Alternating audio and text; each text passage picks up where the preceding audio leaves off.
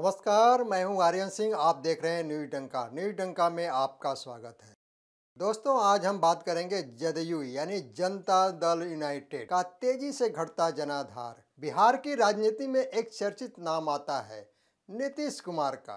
भाजपा के सहयोग से बतौर मुख्यमंत्री के सिंहासन पर बैठने वाले नीतीश कुमार बिहार के विकास को लेकर सदैव विवादित व चर्चा में रहे हैं।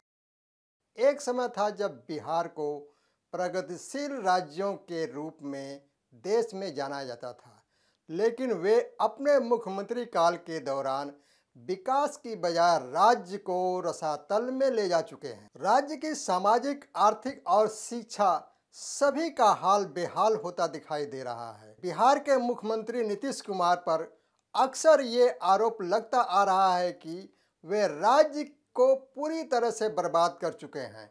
अपने मुख्यमंत्री कार्यकाल के दौरान निहित स्वार्थ को लेकर बिहार के साथ ही अपने पार्टी का भी बेड़ा गर्क करते दिखाई दे रहे हैं। मुख्यमंत्री के 17 वर्षों के लंबे कार्यकाल में उन्होंने बिहार को बियाबान बना दिया है।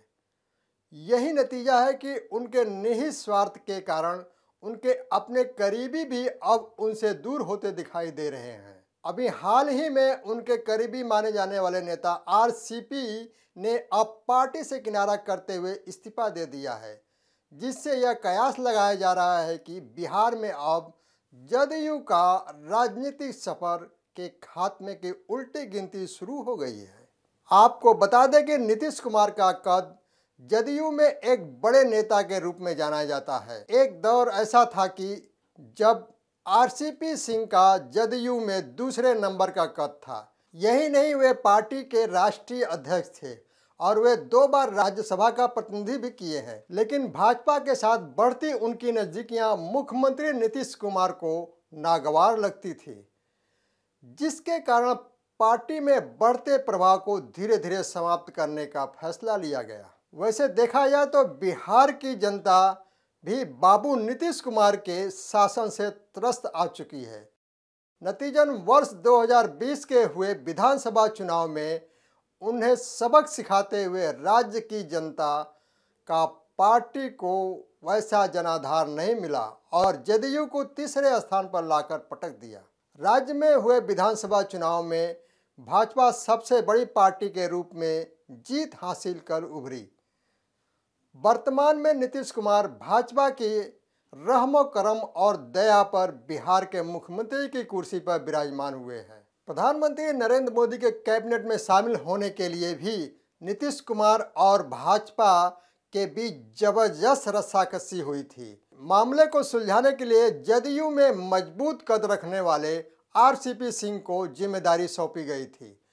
भाजपा से समझौता कर केंद्रीय मंत्री बनने के बाद से ही आरसीपी सिंह नीतीश कुमार के आंखों में किरकिरी बनने लगे और फिर नीतीश कुमार द्वारा उन्हें साइड करने का काम किया गया, जिसके कारण उन्हें पार्टी अध्यक्ष से भी हटना पड़ा।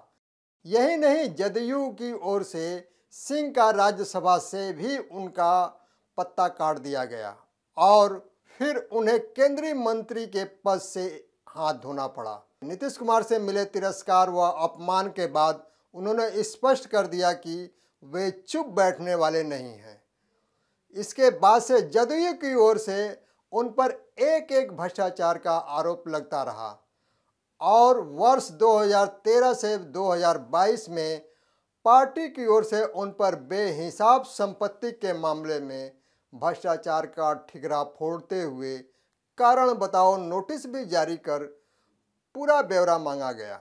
इसके बाद से आरपी सिंह ने पार्टी छोड़ने का निर्णय लिया और जदयू की नीतियों की बखिया उघाड़ते हुए पार्टी के अंतर्कलह को भी उजागर किया। उन्होंने कहा, बिहार में पार्टी का अस्तित्व समाप्त हो रहा है, अब इसे कोई बचा नहीं सकता।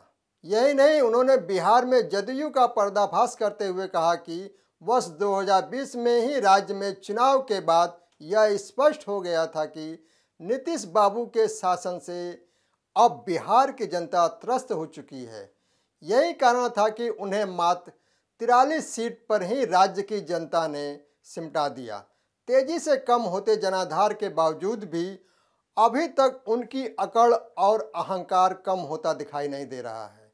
नतीजन पार्टी को संभालने की जगह वो पार्टी के बड़े नेताओं को किनारा करते जा रहे हैं।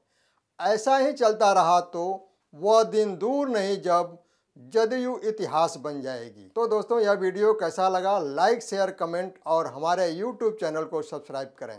धन्यवाद।